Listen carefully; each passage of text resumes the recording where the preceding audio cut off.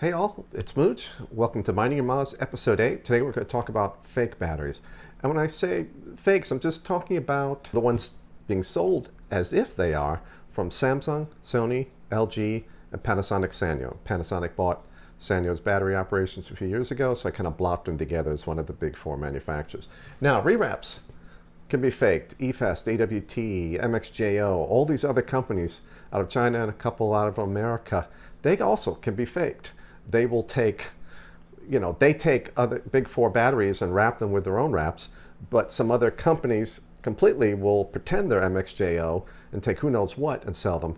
If you have a rewrap and you think it's a fake, contact the rewrap manufacturer, MXJO or EFEST or something like that. A lot of them have scratch off. You can do authenticity checks, but check with the manufacturer there. Today we're just going to talk about the ones from the big four and why is it a problem? Why are fake batteries a problem? Well, not only does it affect your safety, but it affects performance too. And one of those two I'm hoping is a big concern for you.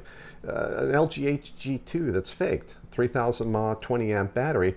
Well, if they put a 2000 mAh 5 amp battery in there, you're going to get crappy performance and the risk of using that battery goes up significantly. So it's a big issue for our community, especially since a lot of the batteries we get are through secondary, tertiary channels. It varies all the time. The batches we get, the dates, manufacturer dates are all different. And it becomes very hard to say, hey, we have consistent, reliable supply. So we're very vulnerable to these kind of fakes. So what can we do? Well, your best defense for fake is buying from a trusted, known vendor that doesn't guarantee anything, but it's our best defense. Every vendor at one time, I feel, is going to be taken in by a fake. They're getting better and better and better. What makes them a good vendor is that they will do the right thing when they found out they have fakes. They will put in better procedures, they'll drop that distributor, hopefully they give you a refund or swap your batteries or something, but that's what makes them a good vendor.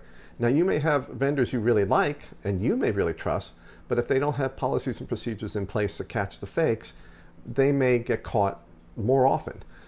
In the description section, I have the vendors who I've used and who I trust. That's not an exclusive list. There are other great vendors out there. It's just a starting point for you to buy from. That's our best defense. Now, if you're thinking of going to eBay or Amazon, some people have had great luck.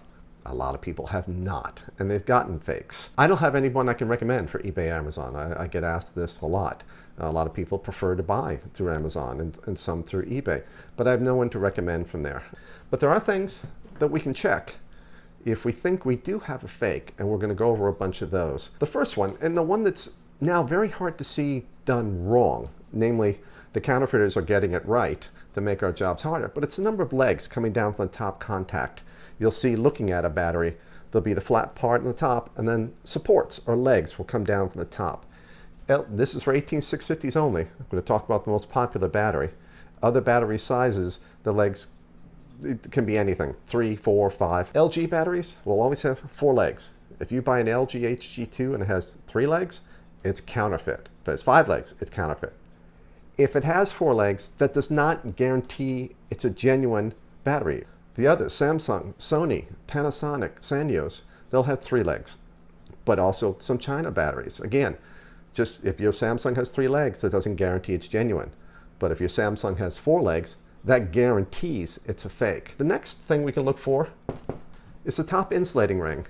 At the top of the battery, the wrap comes up and over, and underneath, typically a black or white plastic, hopefully, but sometimes it's cardstock, almost like a business card, a thick paper, insulating ring, which is critical for safety and must always be in place and be undamaged. If you're unwrapping your battery, or a way to check is unwrap carefully your battery, make sure you have extra wraps and top ring insulators, but if that top ring is self-adhesive, sticky underneath, and it's stuck to the battery, no matter what, it's a fake.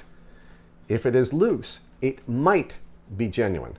Some of the counterfeiters are now using better equipment and they are using loose top ring insulators because they know that's what people look for. So again, you can only say one thing, stuck on is fake. If it's loose, it's not guaranteed. Just to point out how far some of these companies might go to do fakes, some of them are actually tiny cells like 14350s or 12350s with little wires coming off to the inside of an 18650 can, and then they fill up the rest of the airspace with sand. And they can actually make a profit, a big profit doing that, because the labor costs are so low in some of the other countries, typically China, that something like this will come out of. So almost anything can be done just to get our money. Other things you can look for, if you've bought Sony VTCs, or you're considering them, VTC 4, 4As, 5, 5As, 6, 6As, all of them have two small dimples on the top, underneath the top insulating ring, which must be loose, no self-adhesive. And two lines of characters must be on the metal can itself, not on the wrap. It should have a translucent green wrap. There'll be a square QR code on there that doesn't, the density of the ink and all that stuff just doesn't matter. There's too much variation between the different factories, between batches and everything like that. But the dimples are critical because there's no other battery out there that I know of that has those two dimples on top. It won't tell you which VTC you have, because VTC 5s have been used to make fake VTC 5As, but at least you'll know you'll have a VTC. If you have Samsungs, and you can see this through the wrap, but you may have to put it under bright light. If you're holding the can up, near the top of the can on the side will be 5-character and 4-character code, 2 lines of codes on the top. On the first line, the second character, if you have a Samsung 30Q, a very popular battery, 3000 mAh, second character must be a 0. There's some fakes out there that use the Samsung 29. They'll have a 9 there. For the 25R, that second character must be a 5. I've seen fakes there with the 6 for the Samsung 26 series, or 2 for the Samsung 22. So, Samsung 30Qs, first line, second character, must be a 0, must be a 5 for 25R. What's not good for checking, and these are things that just aren't consistent enough or just don't work, typically because the variations between factories, batches, dates, printers within a factory, etc. The box. The box is added, usually single white box, or maybe something's printed on it. That box, the individual box, is added by the distributor or the shipper. The batteries are shipped in bulk boxes, 200 in a box or something like that. They're taken out and put into individual boxes, or maybe pairs of batteries in a box. So you can't say, oh, this was a white box, it's fake. If it's a pink box, it's real. It changes depending on what the distributor or shipper wants. So you can't use that for any kind of authenticity check. The sticker is also added by the distributor. It may or may not have a sticker. I believe if it comes by air, a sticker is required. If they ship by sea, I believe they don't have to have it, but a lot of times they just will have it. The top ring texture. When LG HG2s were being faked, the real ones had a very textured top ring insulator, and you could see that by scraping a pencil or something on the ring, something non-metallic on the ring. But some fakes came out where they actually took shiny rings, painted them with a textured paint, and used those. And you could see, you could actually scrape the paint off. So we can't use the top. They'll go through amazing lengths for these fakes. As they find out that what we know and what we don't know, they will compensate for it. So it's always going to be this race with the counterfeiters. So you can't use the top ring texture for like HG2s or anything else. Just don't try to use them. Now, a lot of people worried where they look at the top contact and they think it's offset, and they'll message me going, whoa, do I have a fake here? The contact actually isn't offset. That's really the ring that's offset. And if you block off the ring or something, or look very carefully, you'll notice that the contact itself is still centered. That can't be used. I've seen Samsungs and Sonys with offset rings, the top insulating ring, plastic ring being offset. So it can't use that as an authenticity check. There can be differences in the can itself, like Sony VTC 5As. They used to have up at the top crimp, there was a narrow ring that went around the battery. Now that ring is a little bit wider. That's okay, it's expected.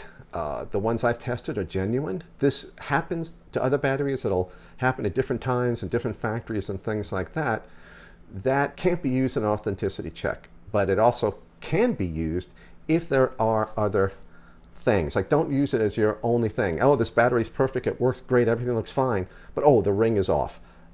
Odds are it's genuine, or it could be genuine. And then printing on the wrap. This is what I get messaged a lot. People saying, hey, the printing has changed. And you get websites all over the place that point to the printing. Well, that works for that batch of fakes. and that batch of genuine ones.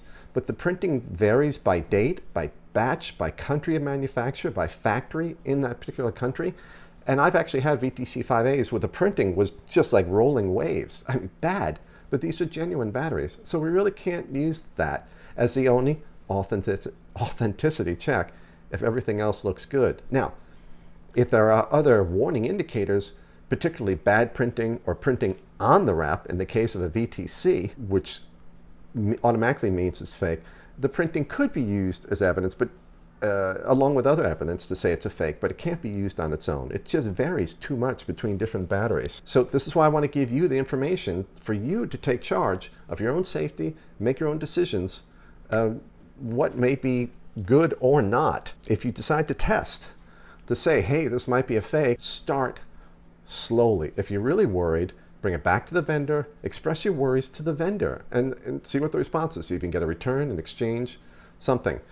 If you're going to test them anyway, literally start at like 10 watts, because that could be a 2 amp battery, a 5 amp battery. Start low, a 1 ohm coil on a mech, 1.5 ohm coil, and slowly work your way up. If the battery gets warm, if you feel the battery sagging, if you get weak, low battery alerts very early, these are all signs that the battery is not what you expect it to be, that it could be a fake. Compare it to another battery that's known, so you can know how the battery is going to perform in that application if it's genuine. We don't have a lot of good options. It's really a tough place that we're in as a community here, but there are a few things we can do to help sort out the really bad fakes.